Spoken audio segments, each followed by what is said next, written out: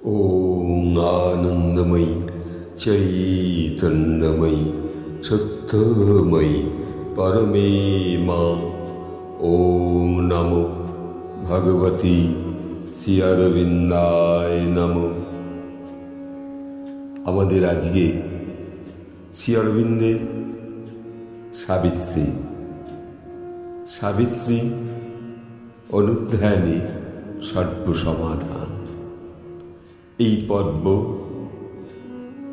ষষ্ঠ সর্গ থেকে নেওয়া। বৃহত্তর প্রাণালোক সব এবং তাদের দেববৃন্দ, এই পর্ব থেকে। এখানে শ্রী অরবিন্দ তার সাবিত্রী মহাকাব্যে সুন্দরভাবে প্রকাশ করেছেন ইংরাজিতে, আর আমাদের প্রিয় শ্রদ্ধেয় নলিনীকান্ত গুপ্ত তিনি করেছেন কি, সেইটি বাংলায় অনুবাদ করে আমাদের বুঝবার যে সুন্দর প্রকাশ তা তিনি আমাদের দান করেছেন। এখানে বলছেন, প্রথম ব্যর্থতার পরে দেখা দেয় বুঝি ভোরের অস্পষ্ট আশা। এই প্রভাতের যে আশা, এই আশা হোক না, সে ব্যর্থতা আসবেই। ব্যর্থতা যত আসবে তত আমাদের জীবনের পরীক্ষা প্রকাশ পাবে। প্রতিটা ব্যর্থতা, যদি আমি বলি, এই ব্যর্থতাগুলো এক একটা পরীক্ষা, আর এই পরীক্ষাগুলোকে ওভারকাম করে যেতে হবে, সে যে কর্মই হোক না কেন। প্রত্যেকটা ব্যর্থতা আমাদের এক একটা শিক্ষা দিয়ে যায়। কত রকমভাবে আমরা বিভিন্ন ব্যর্থতা দেখেছি। সেই রবার্ট ব্রুস যখন তার সেই যুদ্ধে হেরে যাওয়ার পর গভীর বনে গিয়ে যখন বসলেন, তখন দেখছেন যে একটি স্পাইডার বারবার উপরে উঠবার চেষ্টা করছে। তারপর একবার ঠিক 7 বারের বাদ উঠে গেল। রবার্ট ব্রুস দেখলেন, তাই তো, আমি হেরে গেছি না, এই হারগুলো, এই ব্যর্থতাগুলো আমাকে শিক্ষা দান করেছে। তারপর তিনি আবার জয়ী হলেন। ঠিক তেমনি শ্রীমা শ্রী অরবিন্দের যে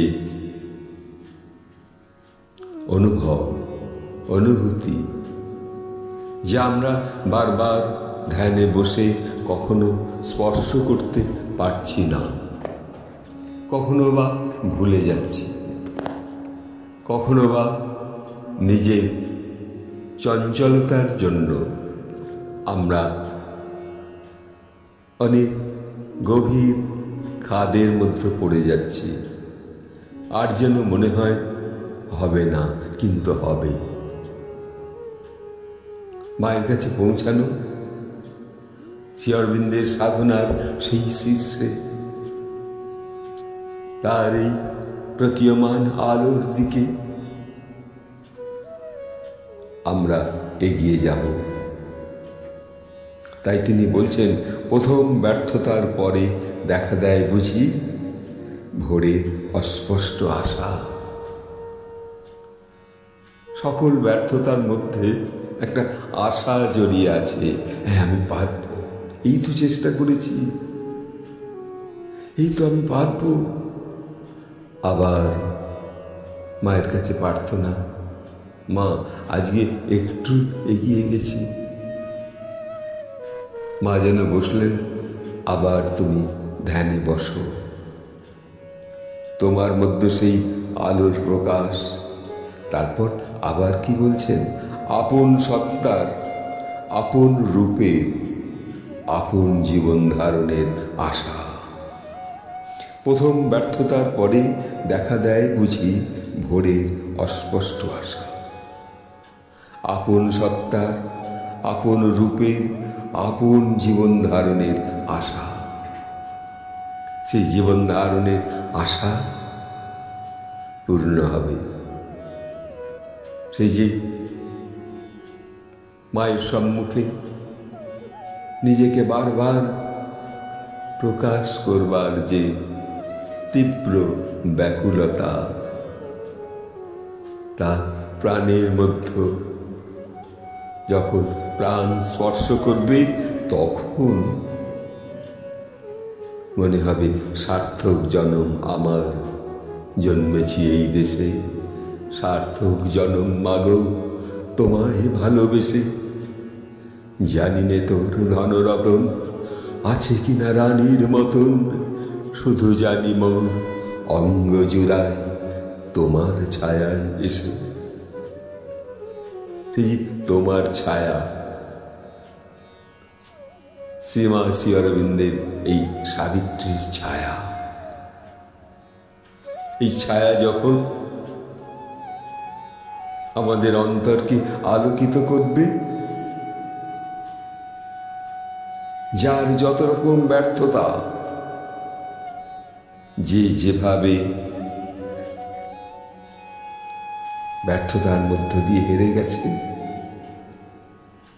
সেই যে পরম পরীক্ষা, তুমি আবার চরৈবতী এগিয়ে চলো, এগিয়ে চলো। এই এগিয়ে চলো চরৈবতী,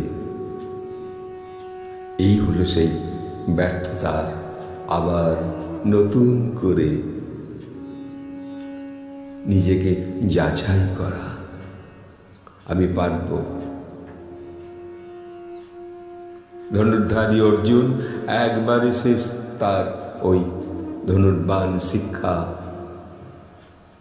একটা পরীক্ষায় হয়নি, বারবার তাকে বাণ নিক্ষেপ করতে হয়েছে, কখনো ঊর্ধ্বে, কখনো দূরে, কখনো দূরান্তে।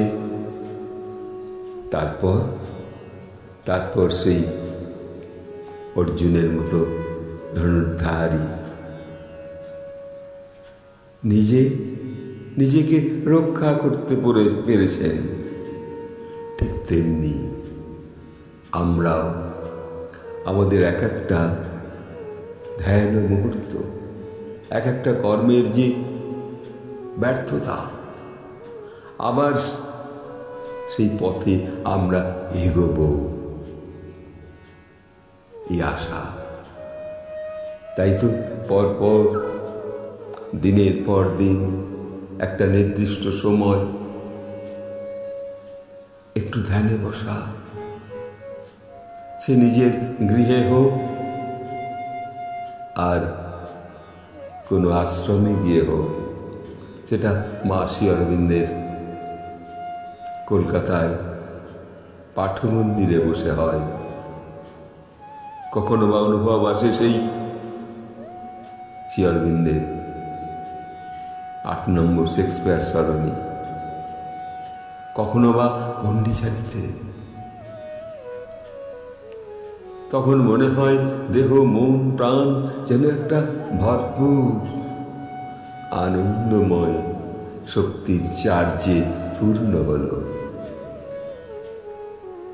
তাই এখানে বলছেন, প্রথম ব্যর্থতার পরে দেখা দেয় বুঝি ভোরের অস্পষ্ট আশা। আপন সত্তার, আপন রূপের, আপন জীবন ধারণের আশা। এ আশা রয়েছে, এই আশা পূর্ণ করতে হবে। শ্রী অরবিন্দের সাবিত্রী অনুধ্যানে সর্ব সমাধানে আজ হাফ সেঞ্চুরি 51তম পর্বে মা মহামায়া, দেবী সাবিত্রী, শ্রীমা মীরা, শ্রী অরবিন্দ তার এই চরণতলে আমাদের নিয়ে চলেছে আলোর স্পর্শ নিয়ে। আজ এইটুকু বলে যারা শ্রবণ করছেন তাদের মন প্রাণ, যদি কখনো কোনো কর্ম ব্যর্থতার পথে আসে আবার চেষ্টা করতে হবে, সেইগুলি তো পরীক্ষা। আজ এইটুকু বলে এখানে শেষ করছি। ওং আনন্দময়ী চৈতন্যময়ী সত্যময়ী পরমে মা। ওং নমো ভগবতী শ্রী অরবিন্দায় নমঃ। আমাদের প্রাণারাম চ্যানেল পবিত্র সুর ধীরে ধীরে এক পা করে এগিয়ে নিয়ে চলেছে শ্রী অরবিন্দের এই সাবিত্রীর পর্ব। তাকে আমি সাধুবাদ জানাই। আর যারা শ্রবণ করছেন তাদেরকে বলবো মাকে স্পর্শ করুন, একটু সাবস্ক্রাইব করে শ্রী অরবিন্দকে স্পর্শ করুন। এইটুকু বলে এখানে শেষ করছি। নমস্কার।